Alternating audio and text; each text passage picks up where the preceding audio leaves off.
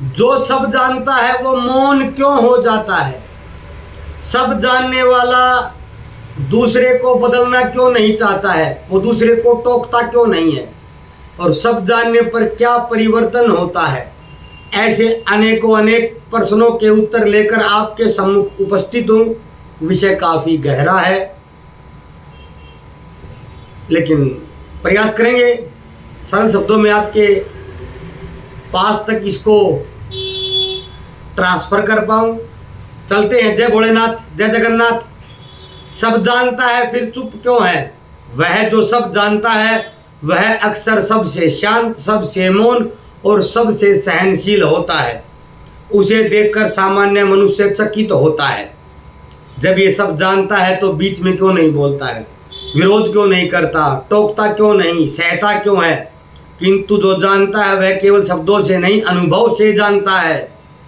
जानने की दो परतें होती हैं।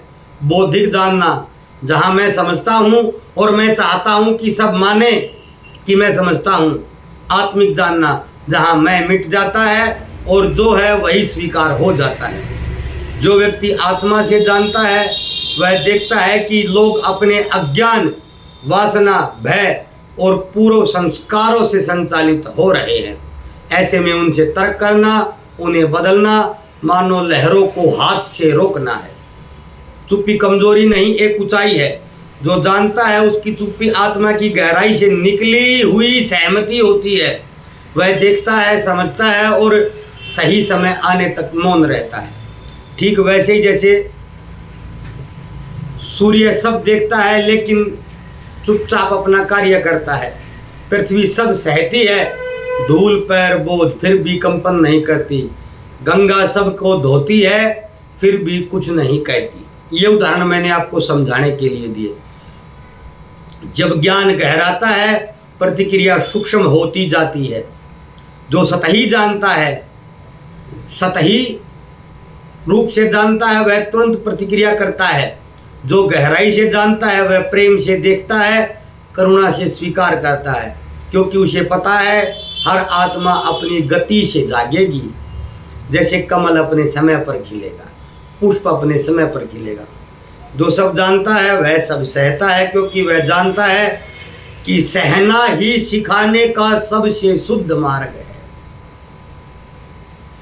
सहनशीलता का बीज कहाँ जन्म लेता है? सहनशीलता कोई व्यवहार नहीं, कोई सीखी हुई आदत नहीं है, बल्कि यह भीतर में फूटी हुई एक मौन करुणा है जो अनुभव के गर्भ से जन्म लेती है। जिसने जीवन को गहराई से देखा, जिसने अपने भीतर के अंधेरे को स्वीकार किया, जो अपनी कमजोरियों और अहंकार की चुभन को पहचान सका, केवल वही व्यक्ति सहनशील हो सकता है। ज्ञान से नहीं, ज्ञान की ज्वाला से उपजती है सहिष्णुता। सहना कोई बौद्धिक अभ्यास नहीं, यह उस आग में तपने के बाद आता है जहाँ व्यक्ति अपने ही अहंकार को जलते हुए देखता है। सहनशीलता तब पैदा होती है जब हम हर व्यक्ति को अपनी ही बीती हुई एक अवस्था समझने लगते हैं।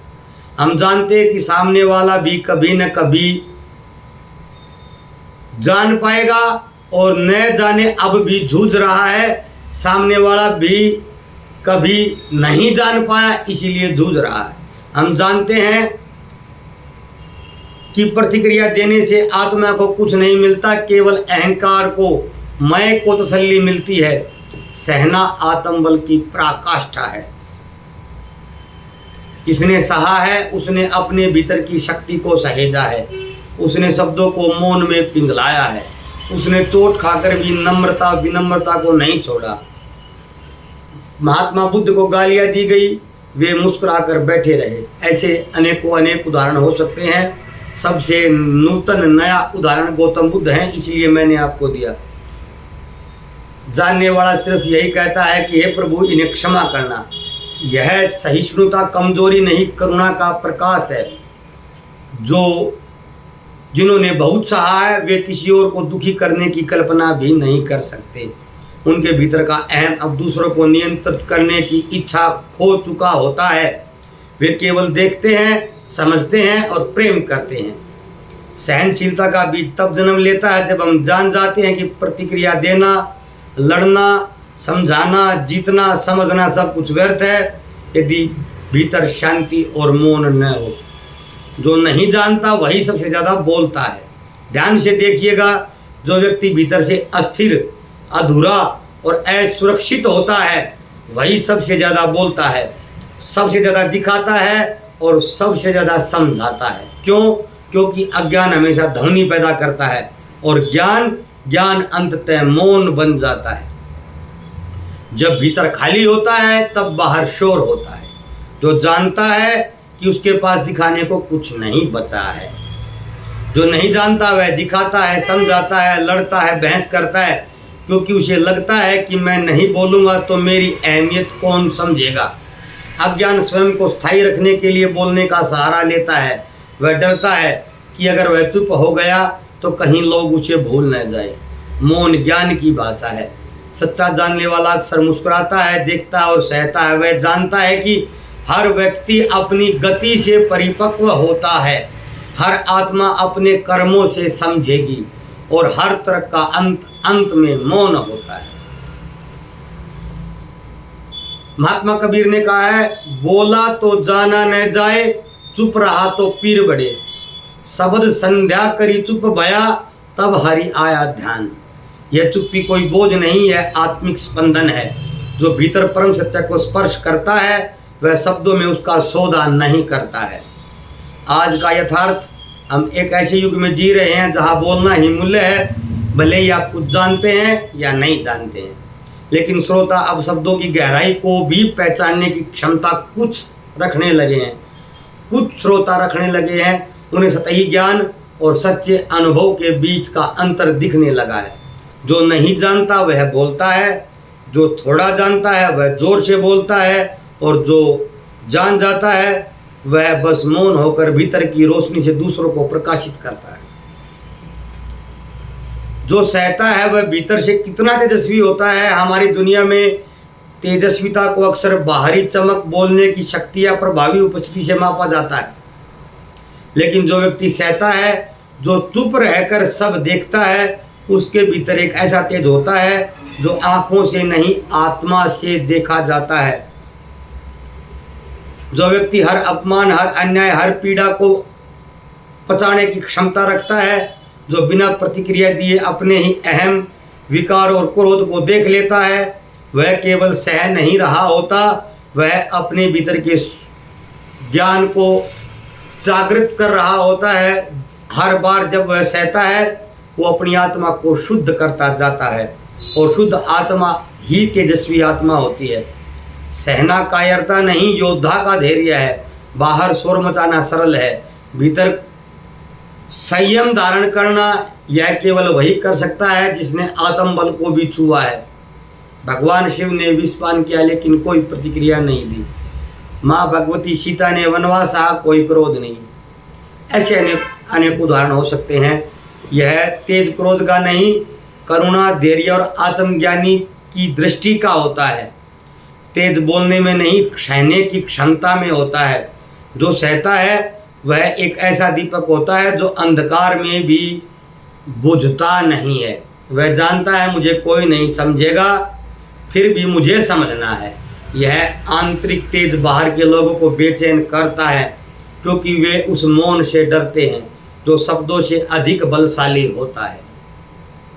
जो सहता है वह भीतर से इतना तेजस्वी होता जाता है कि समय, लोग और संसार सब उसे पहचानने लगते हैं। चाहे वो कुछ बोले नहीं, उसकी मौन उपस्थिति ही उसके आसपास के लोगों को बदल देती है।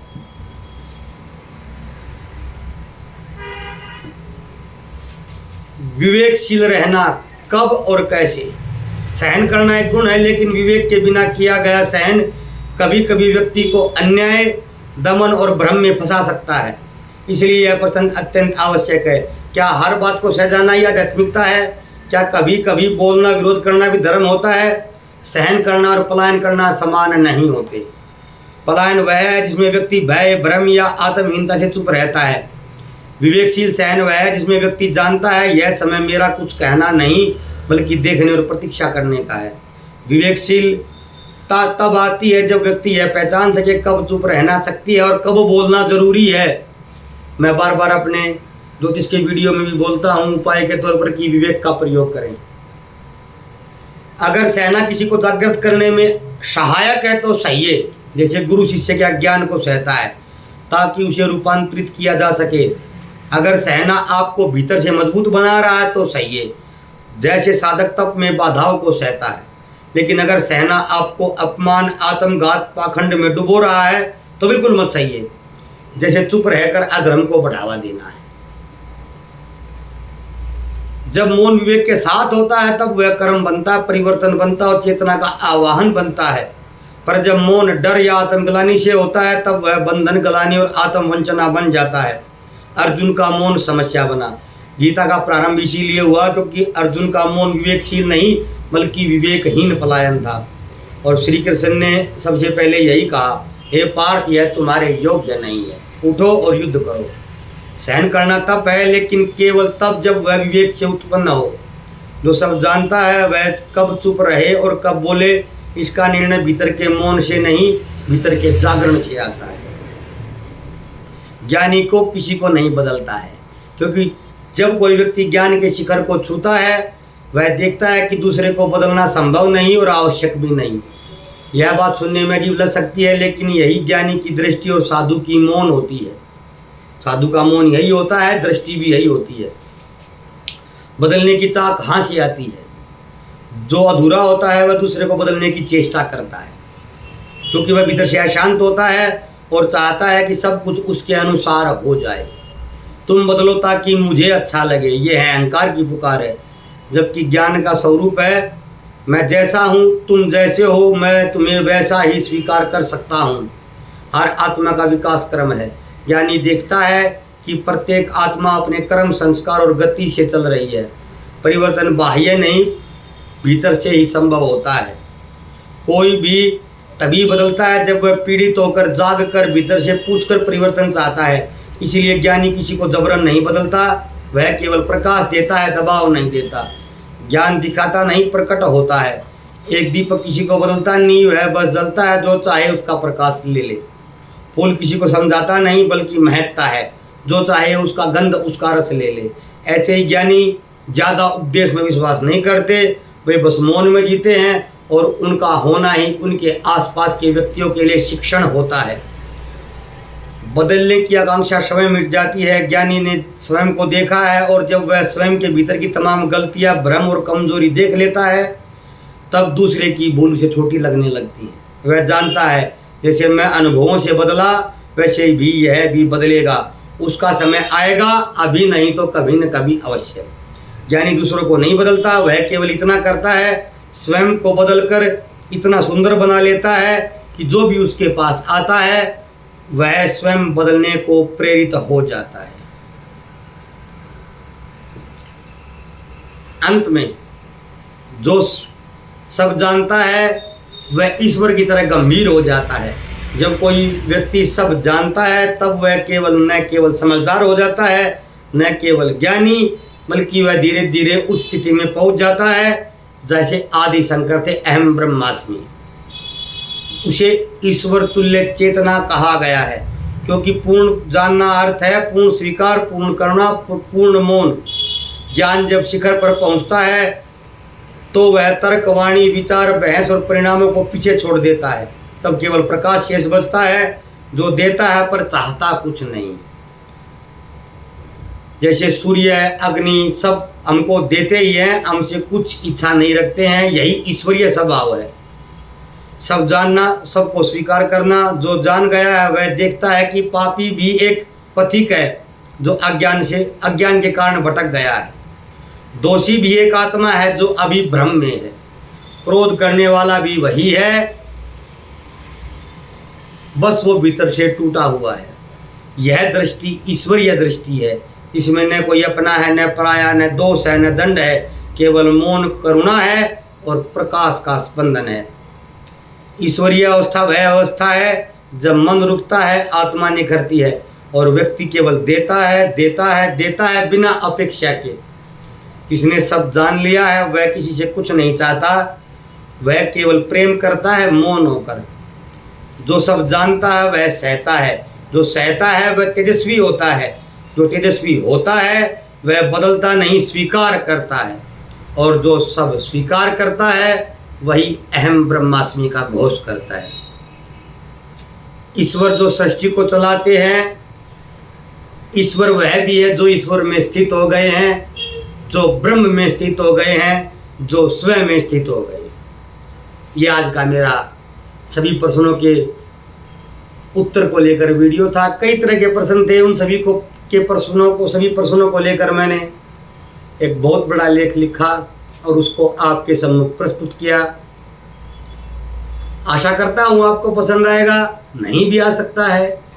पसंद आए तो लिखें, न आए तो भी लिख सकते हैं, आपको बकवास लगे तो भी लिख सकते हैं। धन्यवाद, कल फिर मिलते हैं। जय भोलेनाथ, जय श्री जगन्नाथ महाप्रभु।